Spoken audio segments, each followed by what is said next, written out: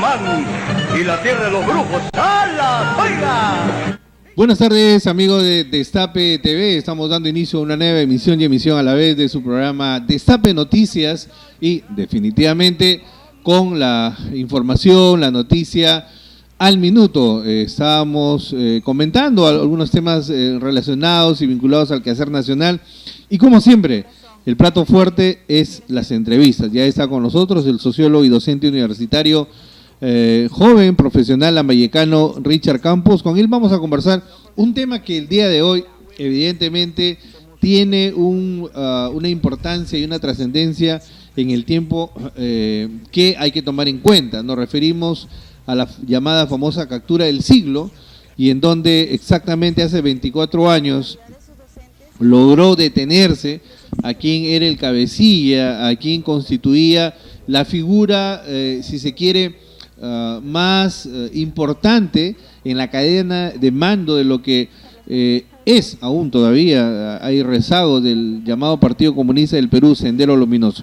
Para conversar sobre estos y los entretelones y que tuvo esta captura del siglo, hemos invitado a Richard, y no sin antes, por supuesto, recibir su saludo. Richard, ¿cómo estás? Muy buenas tardes. Muy buenas tardes, Edwin, gracias por la entrevista.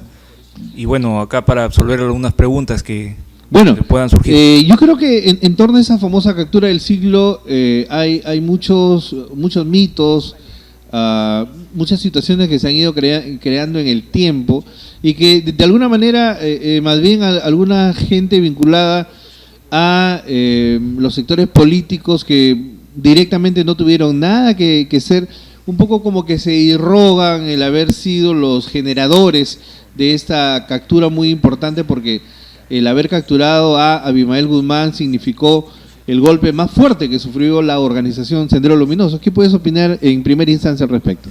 Sí, en efecto hay mitos, ¿no? Y hay realidades, hay verdades también. Lo que sí podemos nosotros hacer es separar eso, como se separa la paja del trigo.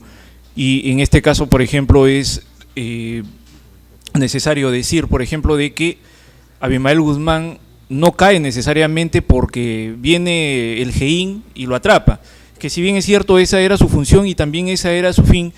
La caída de Abimael Guzmán comienza cuando las Fuerzas Armadas ya habían empezado a ganar territorio y habían empezado a ganarle la guerra de espacios en la sierra, y sobre todo en el año 90, cuando asume Alberto Fujimori el gobierno.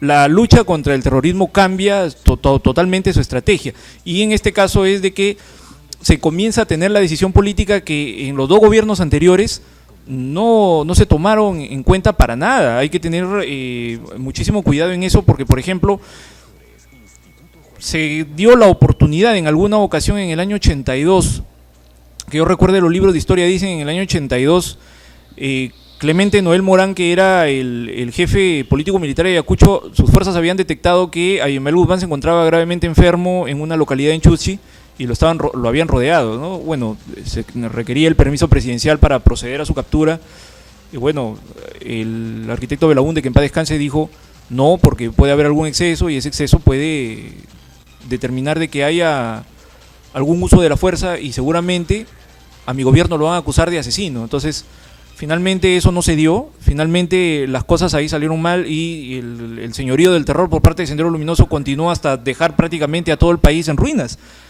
Y lo mismo pasó, por ejemplo, en 1984, que me parece, también hubo la oportunidad de capturarlo, la entonces Policía de Investigación del Perú, según lo que tengo entendido, casi lo captura en San Isidro, en la avenida Pershing, en una casa, y tampoco, o sea, el presidente no dio la orden para la captura.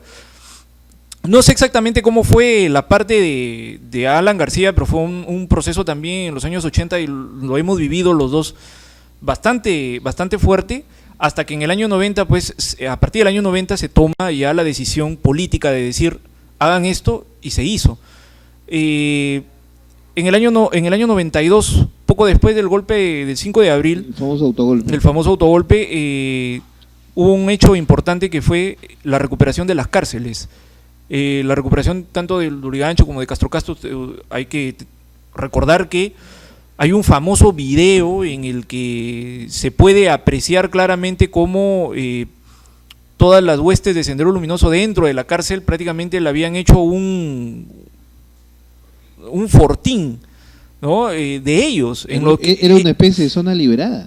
Era una zona liberada de Lima, Edwin, hay que tener en cuenta eso. ¿Y qué es lo que sucedió? Bueno, en ese momento el grupo operativo militar al que nosotros conocimos después como el Grupo Colina, no es por si acaso, y ahí está el mito, hay que romper uno de esos mitos, no era un grupo paramilitar, porque no eran civiles disfrazados de militares, eran militares. Efectivamente. Eran militares. Entonces, ¿qué es lo que pasa? Ahí en ese motín de la recuperación de los penales, caen 13 de los 19 cuadros de Sendero Luminoso, excepto uno, ¿no? Que fue este terrorista llamado Osman Moroto Barrio Nuevo, que hace poco creo que ha salido de la cárcel o estará a punto de salir, no lo sé. Y que a la sazón, junto con Julio César Mesich y Abimael Guzmán, fueron los 3 fundadores de Sendero Luminoso, claro, Luminoso. exactamente. Ahora mira, un poquito retrotrayéndonos en el tiempo, tú me hacías recordar una verdad histórica, que los procesos sociales no son tan automáticos ni tan necesariamente previsibles. O Claro. sea, y yo me quiero referir un poco, y sería interesante que complementes esto,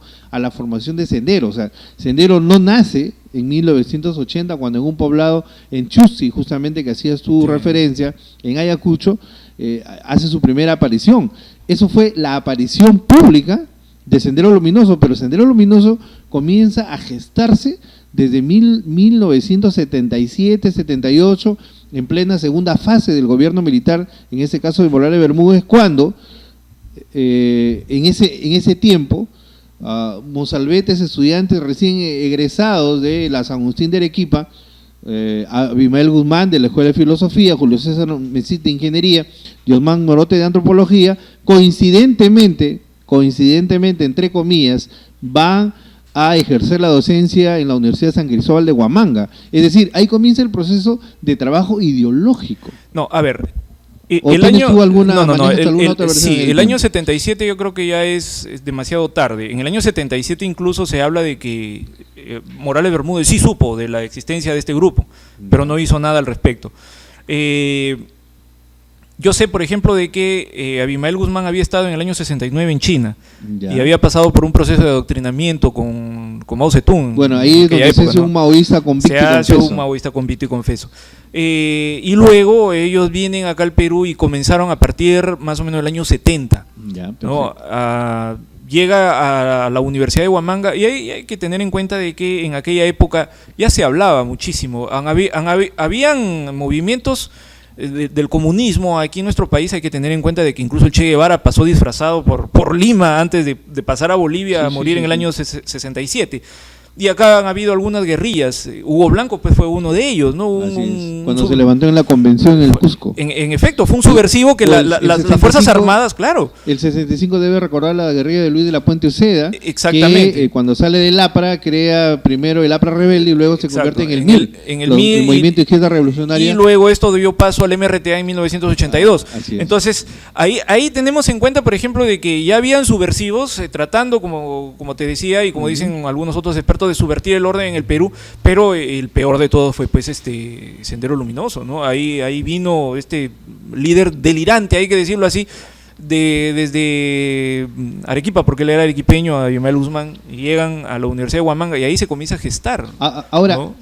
Ahora que hablamos de la vocación tanática de la izquierda, Claro.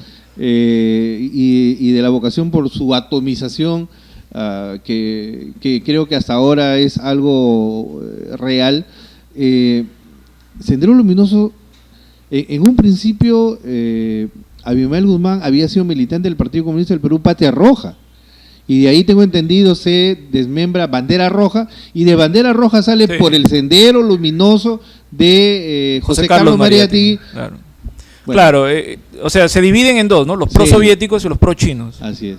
Y el pro-chino, que era el de Abimael Guzmán, es el que llega realmente a organizarse y llega al triste recuerdo o lamentable recuerdo que ahora tenemos, ¿no?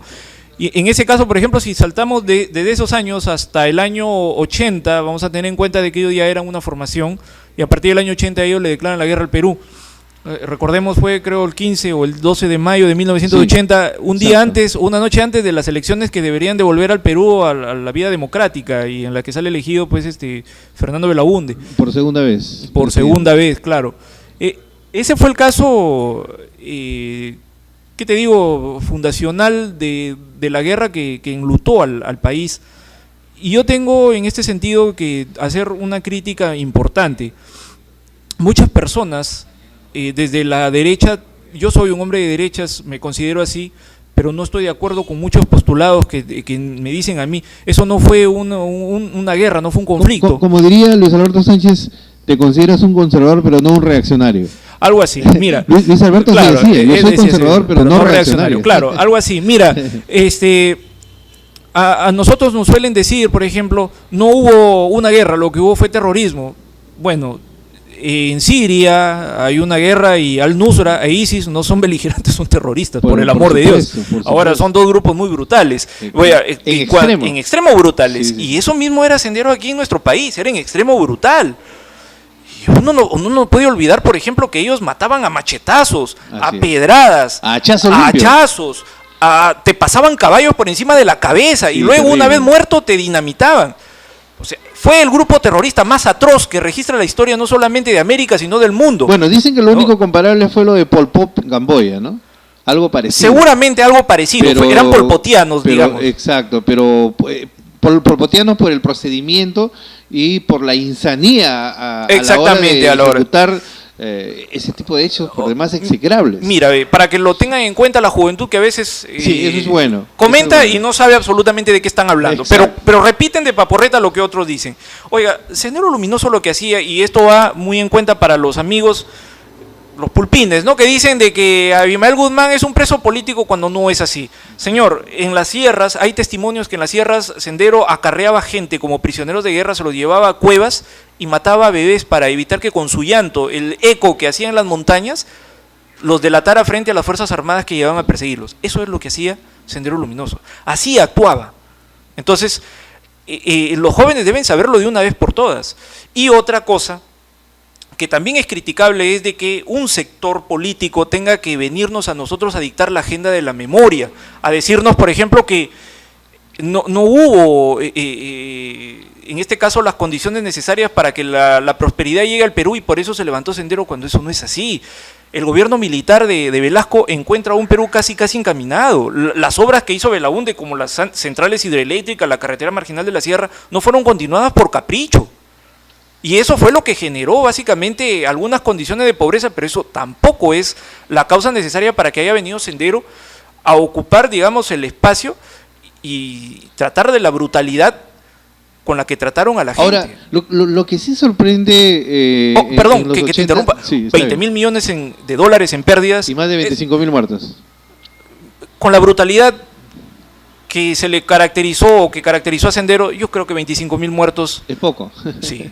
Ahora, lo que sí sorprende, Richard, es un poco la inopia o la miopía política más bien de gente como el arquitecto Belaúnde, de quien nos merece de repente su memoria, nos merece nuestro respeto, pero digo, no, la verdad, me da la impresión que el arquitecto no estuvo tan avisado, o como el gran Luis Felipe Ángel siempre lo dibujaba en una nube, pareciera que no tuvo muy claro y tampoco su entorno de qué se trataba, porque cuando en algún momento le hablaron de Sendero, él se enteró de Sendero, él llegó a decir que era un grupo de abigeos. Sí, lamentablemente, bueno, utilizando la retórica, porque para eso era bueno, valgan verdades, el arquitecto Belaúnde, el gallardo presidente. El gallardo presidente, ¿no? Él utilizaba la retórica muchísimo, y él decía pues de que eran una banda de abigeos. Pero el día que se enteró de que eso no era realmente... Era mucho más que abigeos. Era mucho más que abigeos, entonces... Ya, cuando él se entera ya era muy tarde, ¿no? El general, claro, el general Noel Moral le dijo, oiga, presidente, denos la orden y nosotros entramos. No, porque puede haber algún uso excesivo de la fuerza y a mi gobierno lo van a acusar de asesino. Y no pasó nada. Y se dejó hasta que se enseñoreó prácticamente de todo el país. Exacto. Sendero Luminoso, oiga, estuvieron acá en Chiclayo, por si acaso. Sí. Estuvieron acá en Chiclayo, mataron pastores acá en el distrito de La Victoria, hubo acá un asesinato en Leonardo Ortiz, por acá cerca en la calle Sáenz Peña hubo atentados, volaron el Interbank, el Colegio Manuel Pardo también creo, cerca al Colegio Manuel Pardo hubo un ataque. En Ciudadeten volaron una comisaría. ¿Te das cuenta? En Olmos también, ellos se apoderaron de Olmos, era su zona liberada, entonces... Así pasaron las cosas, hasta que en el año 90 pues se dice que se cambia la estrategia y realmente sirvió, ¿Por qué? Porque la estrategia y la decisión política se toma sin ningún complejo y sin ningún capricho. Y dijo, o va o va. El hombre tiene que caer ya. Ahora, porque ya no se puede vivir con esto. Son maoístas no solamente desde el punto de vista ideológico, sino desde el punto de vista de la táctica militar. No hay que olvidar que Mao Zedong, y eso lo podemos ver en los 6 escritos militares de Mao Zedong, él habla de la guerra de cerco y aniquilamiento, la guerra de posiciones, de la guerra de movimientos, y justamente la estrategia que Abimael Guzmán intentaba o intentó y de alguna forma sí logró hacerlo hasta cierto punto, fue cercar a las ciudades del campo. Claro, pero supuestamente él Porque llamaba a campo, claro. No me vas a dejar mentir que Lima mismo, como capital del Perú, y más aún después de lo de Tarata, discúlpame, pero vivían, como se dice, con los nervios de punta y totalmente casi a un nivel de paroxismo. Sí, o sea, cuando todo el mundo comenzó a sentir eso en la presencia de nuestras ciudades, entonces ahí todos comenzaron a tener ya en cuenta de que el miedo estaba al frente de tu Ahora, rostro, ¿no? La presencia en las universidades, y eso me consta porque, bueno, tú eres más joven, Richard, pero yo pertenezco a la generación de los 85-90 en las universidades, y la presencia de Sendero era indiscutible, era claro. abierta, concreta, sí. directa. Es más, algunos de los que nos sentábamos en el aula con ellos, más aún nosotros del área de humanidades, era gente que sí simpatizaba abiertamente, y en las polémicas estudiantiles, ellos cuando polemizaban, invitaban al estudiantado a sumarse a ese torrente popular que ya había comenzado, y ustedes, como materia gris de la juventud peruana, también deberían sumarse. Lo hacían abierta y públicamente dentro de la universidad, mi estimado. Pero Richard. ese llamado a la lucha armada. A la lucha armada, o sea, era un en términos un poco académicos, medio obviamente ideologizados, pero era un llamado abierto, ¿no? Era un llamado abierto, y obviamente ahí se escondía un discurso de odio muy grande, ¿eh? Entonces, no, por supuesto. en ese sentido Evidentemente. hay que decirlo, de que ellos escondían un odio muy grande. Y en ese momento fue cuando en los 90 se toma la decisión. Mira, cuando Abimael Guzmán cae en septiembre, justamente una fecha como hoy, en el año 92, un 12 de septiembre, del año 92, ya había sucedido el mazazo que le habían dado, obviamente, con la desaparición de 13 de sus 19 cuadros. Él se queda solo. Entonces, mira, los militares te dicen una cosa. A un guerrero es fácil sustituirlo. O sea, si cae un soldado, viene otro o vienen dos. Claro. ¿No? Claro, se le llora a ese soldado que cayó un día, ¿no? Pero al día siguiente hay uno o dos, tal vez mejores que él. Entonces sigues adelante. Pero lo que le pasó a Abimael es que caen sus ideólogos, ¿no? En ese sentido, por ejemplo, nosotros no podemos dejar de rescatar el papel de las Fuerzas Armadas, porque las Fuerzas Armadas sí estuvieron involucradas en esto, que hubo seguramente algún exceso, seguramente, porque en toda guerra hay excesos, pero eso no quiere decir que las Fuerzas Armadas hayan cometido la mayor cantidad de masacres como ciertos sectores de la izquierda nos quieren hasta ahora decir, de que el Estado tuvo la culpa de todo, cuando eso no es así. Entonces, ¿Para ti no hubo terrorismo de Estado durante ese tiempo? No, yo creo que terrorismo de Estado, no hubo, lo que sí hubo fue excesos por parte de. Por ejemplo, este señor Álvaro Artaza, ¿no? Que el tristemente célebre comandante Camión, por ejemplo, que recién ha sido, imagina, después de Callara y Acomarca, que pasó tantos años, recién ha sido sentenciado. Claro, a ver, ahí hay una confusión de términos, porque Álvaro Artaza era el famoso comandante Camión. Así es. Él nunca fue condenado, es más, nunca fue capturado. Eso fue un exceso. La Tengo parte entendido que lo premiaron y llevándolo a Estados Unidos, algo así. Algo así. Sí. Luego, por ejemplo, lo de Callara o lo de Acomarca, que también obviamente, fue un exceso y hay que tomarlo en cuenta. Y el caso de Putis, donde mataron cerca de 19 evangélicos presbiterianos. Sí. Y ahí se les acusa a los infantes de Marina, mi querido Se les Richard. acusa, claro, eso exactamente. Es más que un exceso, no, un genocidio. Es que justamente los excesos te da para decirle todos los términos, claro. Lo que yo te quiero decir es que el pueblo estaba entre dos fuegos. Exactamente. Por un lado Sendero Luminoso y por el otro lado las Fuerzas Armadas. Total que llegaba uno, llegaba el otro y ellos no sabían con quién estar, ¿no? Claro, llegaba uno, exactamente, Eso ellos no es un poco sabían. la explicación de lo que pasó con los periodistas, pues. O sea, ¿por qué matan a los periodistas? Hasta ahora exactamente No se sabe, quién claro. fue el que influenció o de qué manera fue que se dieron las circunstancias para haber matado a los En periodistas. Huachuracay, exactamente. Exacto. Y bueno, ahí tenemos muchísimos casos, ¿no? Por ejemplo, Sí. Putis, Oreja de Perro, bueno, lugares Claro, en los que... donde se han encontrado fosas comunes. Fosas comunes. Ojo, mucho ojo, que en algunos casos hay forenses que han dicho hemos encontrado fosas comunes en las que se nota claramente, por ejemplo, golpes en los huesos de armas punzocortante. Armas punzocortantes, las Fuerzas Armadas muy poco usaban las armas Exacto. punzocortantes. Eran obviamente, porque Sendero mataba a machetazos. No, definitivamente. No, definitivamente. Eso- Entonces han encontrado ese tipo de fosas comunes, y no con 2 o 3 cadáveres, sino con decenas y tal vez hasta cientos Ahora, de cadáveres. Yendo a ese tema, por ejemplo, desde el punto de vista ideológico, pareciera una contradicción y casi una paradoja que Sendero Luminoso haya hecho eso cuando ellos decían defender al hombre del campo, Obviamente, al claro. campesinado, al proletariado, pero sin embargo cuando un senderista disque arrepentido le preguntaron, oiga, ¿y por qué mataban a los campesinos? Y ellos, ¿saben lo que contestó? Es que estábamos limpiando el campo.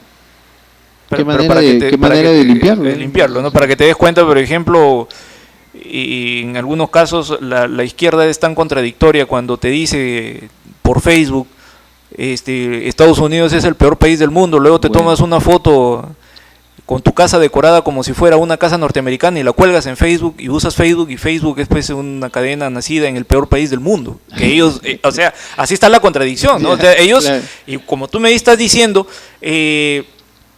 viene Sendero y dice, estamos defendiendo al campesinado, oye, pero ya llevan 60.000 campesinos muertos, ¿de qué manera los estás defendiendo? No, los ha matado el Estado. Pero ¿cómo? El Estado tendría que haberlos matado a balazos. Yo los encuentro con las cabezas rotas, a machetazos, y tú matas así. Ahora, ¿no? era una visión evidentemente mesiánica, ¿no? Es decir, Obviamente. Imagínate que llegó al extremo, no sé si ha sido el extremo, pero para mí es un extremo, una tremenda exageración. Divinizar a Abimael Guzmán, claro. Exacto, sacralizarlo y encima decir que era la cuarta espada de la Revolución Mundial, ¿no? O sea, después de Marx, Engels, Lenin o Mao, estaba él. Estaba él. Eso es... según él y los que lo seguían, ¿no? Mira, ¿O crees que tú más era para la propaganda eso? No sé si era para la propaganda, yo creo que eran para las dos Porque cosas. ¿cuál es el aporte ideológico al marxismo mundial de Abimael Guzmán? Porque yo lo que primero preguntaría es eso.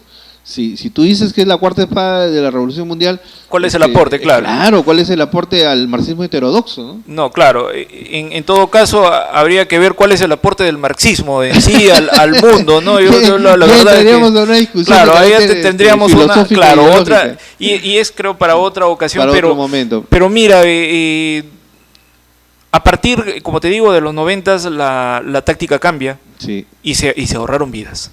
Definitivamente, claro. Ahora, pero ¿no crees entre el tú 90 también? y entre Sí. el 90 y el 92 Exacto. es cierto, como dicen algunos, que hubo más de 5.000 muertos, es cierto, porque Ahora, la guerra continuaba, pero hasta el 92, por el amor de Dios, hasta el Sí. año 92, Sí, la violencia cosa fue era tremenda. terrible. Ahora, yo voy a eso. ¿No crees tú, Richard, desde tu punto de vista, que me parece importante, no crees que la aparición del movimiento revolucionario de Tupamaro le generó una competencia revolucionaria en el tiempo y en el espacio importante que de alguna manera hizo que Sendero Luminoso tomara algunas precauciones o de pronto se sintiera algo acosado del punto de vista de quitarle base social, porque el MRTA representaba al fujismo revolucionario, al histórico fujismo revolucionario latinoamericano, con el Che Guevara a la cabeza, con Luis de la Puente Uceda, entre otros. Entonces, ¿cuál es tu percepción al respecto? No, yo creo que eran dos grupos. Porque no se llevaban bien, ¿ah? No, Cuidado. bueno, no. Es más, hay más de una vez que se relata que había enfrentamientos entre ellos. Sí, bueno. O sea, la cosa no solamente, la confrontación no solamente era al nivel ideológico en las universidades, porque más No, de una no, vez no, fui no. testigo de excepción Sí, que entre sí. la gente Sendero y el MRTA se sacaban los ojos, Sí. ideológicamente hablando. Mira, desde que nació el marxismo siempre ha habido contradicciones. Y los marxistas se llevan mal entre ellos, como dicen algunos. Por eso, por ejemplo, Hitler solía decir, mi mejor maestro es Marx, y se fue contra otro discípulo de Marx que era Stalin, ¿no? Entonces se llevan muy mal entre ellos, y eso fue la expresión que tú me estás comentando en este momento entre Sendero y el MRTA, ¿no? Y los dos se llevaban muy mal porque uno era maoísta y el otro era guevarista, pero al fin y al cabo eran lo mismo. Eran terroristas con una ideología comunista y le hicieron muchísimo daño al Perú, y eso la gente tiene que saberlo, ¿no? Por suerte los dos movimientos, o los líderes de estos dos movimientos caen en el año 92 por separado. Uno cae en abril, creo, y el otro cae en el 12 de septiembre del año 92 a las 11 de la noche, cuando todo el mundo veía en cadena no solamente nacional sino internacional la noticia, ¿no? Sí, sí, sí. Y en este caso debemos agradecer, nos guste o no, tengamos alguna discrepancia con el fujimorismo, seguramente de ahora o de mucho tiempo, pero nos guste o no, se lo debemos agradecer. Hubo voluntad política, a la voluntad política, y eso claro. No se puede desconocer. Definitivamente. Por más que estemos en la vereda de enfrente, por No, más claro que que no. creamos que es justa la prisión, porque en esos momentos el señor está preso por Sí. un sinnúmero de cosas Mira, que le fueron probadas. Claro. Pero no se puede desconocer que hubo voluntad claro. política por parte de Fujimori y de quienes lo acompañaron en ese momento para seguir una lucha frontal contra el terrorismo, ¿no? Definitivamente que sí. Mira, hay que agradecérselo. Los mismos militares decían, y lo decían, ¿no? Bueno, llegado el año 90 éramos carne de cañón, pero una vez que viene Fujimori, de pronto dice, pueden dejar que las ONGs de izquierda vengan con sus derechos humanos y todo. Ahora hay apoyo de arriba, y de bien arriba. Y justamente ese apoyo es que la guerra es total y hasta la victoria. Y así fue. Entonces uno no puede desconocer eso.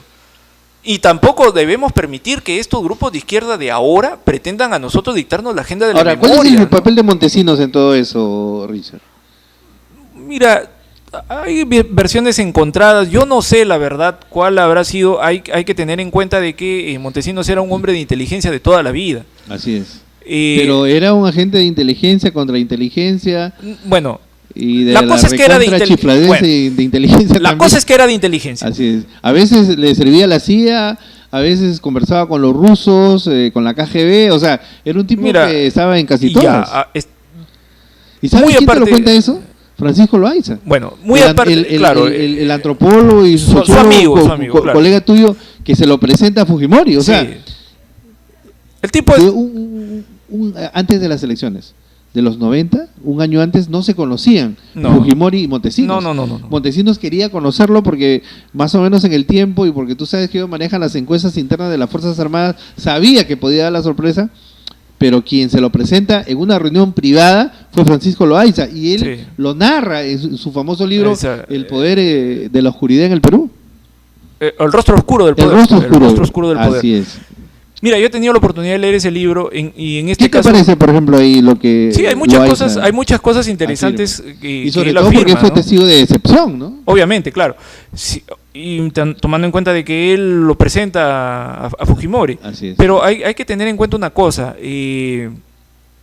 Tanto Montesinos como Fujimori fueron realmente el gobernante de turno en el año 90, pero hay que tener también en cuenta que hubo mucha gente que dijo que Montesinos solía llevarle a Fujimori el trabajo que hacían otros como si fuera el trabajo de él.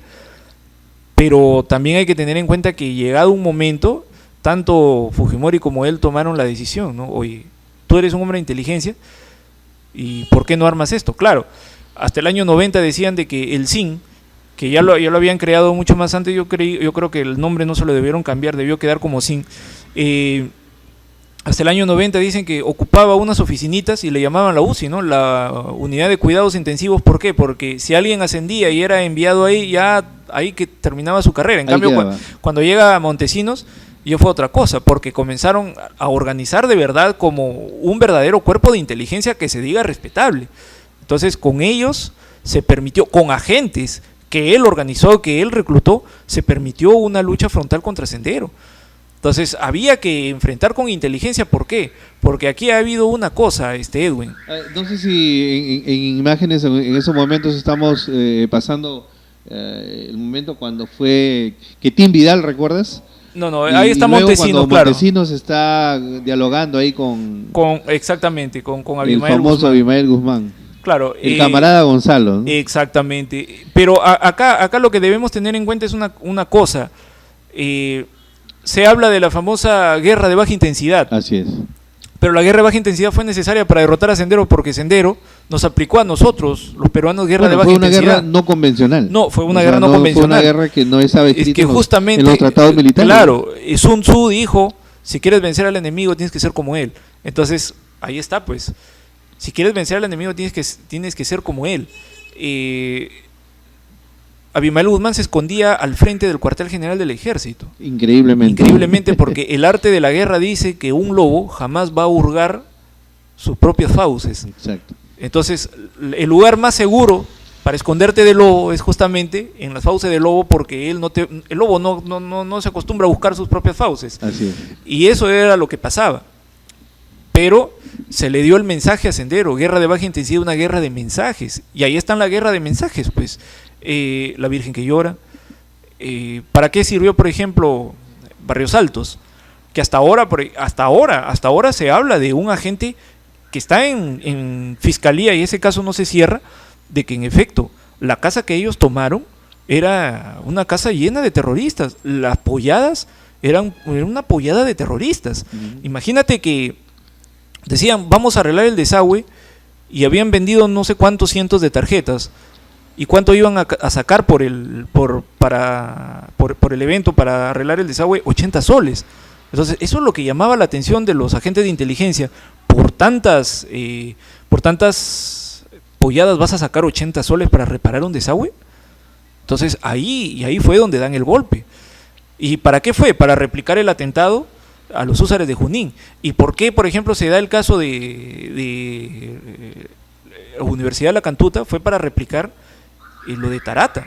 ¿Por qué? Porque los que atentaron en Tarata se fueron a esconder al internado de la Universidad La Cantuta, y la Universidad La Cantuta era una universidad tomada por Sendero Luminoso. Como tomada estaba San Marcos también. Porque exactamente, mira, ¿no? Recuerdo exactamente el año 86, cuando fuimos, en ese tiempo estábamos incursionando como jóvenes escritores a un evento nacional en Lima, donde tuvimos la oportunidad de conocer a críticos literarios como Jorge Pornejo Polar, por ejemplo, ¿no? Entre otros. Y ¿sabes dónde fue el evento? Dentro de la misma ciudad universitaria. Y el hospedaje también. Increíblemente nos hospedamos en los 80 dentro. Y déjame decirte que en la noche, cuando salimos de Curiosos, había un ambiente por el Estadio San Marcos tan sombrío que daba miedo, o sea, solo el ambiente. Y obviamente con la hoz y el martillo bien izada y todo eso, ¿no? Es decir, literalmente Sendero Luminoso se había apropiado de las viviendas universitarias, por ejemplo, y se había apropiado del comedor universitario y controlaba, yo todo. diría que un 80-90% todo. Ellos controlaban todo prácticamente. Ellos se daban el lujo de hacer paros, los famosos paros armados, las veces que ellos querían, por cualquier cosa. Si subía el pasaje, que no era culpa obviamente de los estudiantes, ellos hacían una huelga, te tomaban la universidad, mataban gente, mataban a aquel que entraba a clase. Hay otro mito que también habría que tirarse abajo. No es que la mayoría de los estudiantes sanmarquinos eran senderistas. No todos. Yo creo que hablemos de un 10-15% a lo mucho. No, claro, a lo sumo. Pero eran tan supuesto. activos, eran tan beligerantes, eran tan belicosos que hacían bulla. Exacto, hacia afuera parecía como que si todos fueran. Exactamente. Y no era así. Los demás los tenían amontonados, asustados, y los tenían francamente en una situación de mucha en vilo. Claro, literalmente en mucho peligro, claro. Exacto. En una situación de mucho ¿quién peligro? se quería meter? Si yo recuerdo que, mira, que yo no estudié en una universidad tan comprometida como San Marcos y La Cantuta, que fue la Universidad Nacional de Trujillo, pero sin embargo, cuando ellos ponían sus cositas afuera, te comían sus cositas, decía, no borrar, ojos mirando. O sea, imagínate quién se va a meter, claro. Ojos mirando, o sea, cualquier estudiante que podía pasar por ahí podía ser alguien de Sendero o el MRTA, por lo tanto no podías ni siquiera borrar. Yo escuché prédicas revolucionarias, entre comillas, ¿no? Sí, yo he escuchado esos casos, por ejemplo, acá en La Pedro, que decían que habían inaugurado, después de que comenzaron a tumbar las famosas barracas, donde estudiaban los estudiantes, cuando era la Universidad Agraria del Norte, pero inauguraron esos pabellones pintados de verde hoy, que los vemos en la Universidad Pedro Ruiz Gallo, y los inauguraron un sábado, y el día lunes ya no era de color verde, sino era blanco y negro, y también rojo, porque estaban las caras de Abimael y de otros ahí, y eso era lo que pasaba. Entonces todo el mundo preguntaba, ¿y a estos quién los trajo? ¿No? Entonces, para que se sepa más o menos que nuestro país pasó por eso, Y el mensaje que yo quiero dar es que los jóvenes no se deben dejar engañar. Hay mitos que debemos retirar. Ahora he publicado en Facebook una foto en la que dicen, ¿no? Fue un trabajo exclusivo de la policía. Fue un trabajo tan exclusivo de la policía que Fujimori no estaba enterado, Montesinos no estaba enterado. Señor, en una guerra el presidente está enterado de todo, porque él es el jefe supremo de las Fuerzas Armadas. Así es. Ahora, si tú dices, como izquierdista, de que Fujimori no estaba enterado, no estaba enterado de la captura de Abimael Guzmán, entonces deja que los abogados de Fujimori también digan que él no estaba enterado de lo que hizo el famoso Grupo Colina. Exacto. ¿No? Entonces, tienes que darle el beneficio de la duda. Y ahí es donde se prueba la famosa autoría inmediata. Exactamente, ¿no? Pues no, pero si tú dices que para Abimael Guzmán, si tú dices que para Abimael Guzmán no hubo autoría inmediata, entonces ¿por qué dices que sí hubo autoría para los casos de la Cantuta y Barrios Altos? Lo que tú dices es muy lógico, o sea, si alguien es el jefe supremo de las Fuerzas Armadas y policiales del Perú, evidentemente debe tener un nivel de nexo directo con lo que cada uno de esos institutos armados y policiales haga, ¿no? O sea, es decir, no es poco, sería poco inteligente pensar que no haya sido así. Sí, o sea,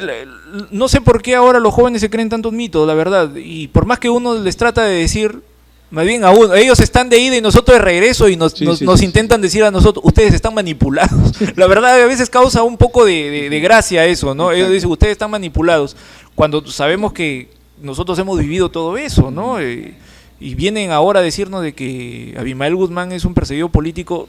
No, señor, no es un perseguido político, es un delincuente. Así es. Es un asesino, ¿no? Tampoco yo estoy, como te digo, de acuerdo con que a ellos se le trate de decir que solamente fue terrorismo, señor. Fue una guerra que ganó el Perú, ¿no? Y tampoco, de acuerdo a la brutalidad de la guerra que causó Sendero y que causaron el MRTA, 25.000 muertos es subestimar a las víctimas realmente, porque bajo ese esquema, por ejemplo, de ahora van a salir a decir que no hubo 300.000 muertos en Siria, sino nada más 3.000. Y después van a decir, no, han hecho un método de conteo de anchovetas para decir que hubo 300.000 muertos. Por favor, señores. Bueno, por favor. Estimado Richard, yo te agradezco mucho tu presencia. No, a ti más bien, Edwin. A ti. No, al contrario, yo creo que siempre es esclarecedor hablar sobre esos temas, reflexionar, de repente hasta discrepar en algunas cosas, pero siempre, como tú sabes, con la altura y el respeto del caso. Y yo creo que tú has dicho una gran verdad. Esto es bueno decirlo porque hay gente de 30 años hacia abajo que nunca vivió ese lo tema, vivió, no. Y de repente ni siquiera ahora que en los colegios, en las universidades, no necesariamente hay una lectura adecuada, acertada, apropiada del tema. Yo creo que es importante. Una vez más, te agradezco, Richard, y comprometo tu participación para más adelante. Sí, mira, y una cosita antes de terminar. Así yo, en el año 88, era muy niño, había un corte de luz. Al lado de mi casa vivía un comandante de la policía, y pensando de que él dejó obviamente algunas cosas en su carro, senderistas en la cochera, pensando de que él estaba ahí, durmiendo en su carro, volaron el carro. Caramba. Y las lunas de nuestras casas pues se hicieron trizas. Y yo hasta ahora conservo los cortes acá en mi brazo y uno en la pierna. O sea, entonces, la cosa fue directa. La cosa fue directa. Yo lo he vivido. Un susto, ¿no? A mí no, para nada. Por la explosión. Claro, porque varias casas sufrieron ese daño, ¿no? Y la mayoría de automóviles que estaban en la cochera del lugar por donde yo vivía quedaron así. Bueno, en todo caso hay que dar gracias a Dios que no llegó a mayores. No llegó a mayores. Hubiera sido terrible que algún vecino o alguien de la familia, Richard, hubiera, pues, por la insanía y la demencia de esa gente, hubiera pagado esa consecuencia, sí, ¿no? Hubo mucho susto, sí. A los 10 minutos la policía cercó el lugar, todo un proceso ahí administrativo, pero de todas maneras yo esto se los digo a los jóvenes, y sobre todo en especial a aquellos que en Facebook me han dicho que yo estoy manipulado. O sea, los cortes que yo tengo acá fueron parte de la manipulación, según ellos, pues, ¿no? Claro, o sea, efectivamente. Esas cosas no son así, sí. Y hay que aclararse. Hay que aclarar. Bueno, una vez más, Richard, yo te agradezco mucho. Vamos a seguir conversando más adelante, previa coordinación, por supuesto. Gracias una vez más. Gracias, Edu. A ustedes, amigos, muchísimas gracias por el día de hoy. No se vayan porque ya viene Lolo, ya está. Regresamos.